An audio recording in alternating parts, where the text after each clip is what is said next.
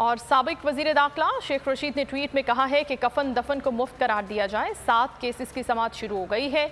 मसला इक्तिसादी से कौमी सलामती बन गया है। धोखाधड़ी पर मबनी बजट पेश किया जाएगा।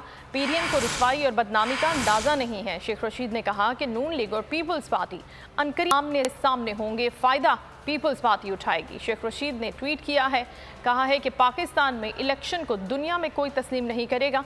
बेहतर यह है कि आइन और कानून को उस वक्त तक डीप फ्रीज़र में रखें। खबर आपको दे रहे हैं, साबिक वज़ीर दाखिला शेख रशीद ने यह ट्वीट किया है।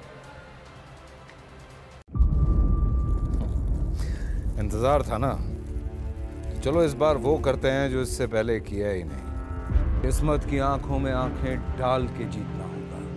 सब में है शेर जैसी राह, जर्रा जर्रा भी हर कंटेस्टेंट को लगेगा पहाड़।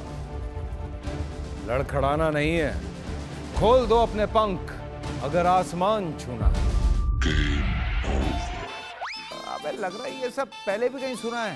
एंटरटेनमेंट की गारंटी जनाब, क्योंकि यहाँ खेलोगे कूदोगे तो बनोगे नवाब। खुश रहो पाकिस्तान। खुश रहो पाकिस्तान, बुध और जुमेरात शाम 7 बजे सिर्फ बोल एंटरटेनमेंट पर। सब्सक्राइब करें और बेल दबाएं ताकि कोई खबर रह न जाए।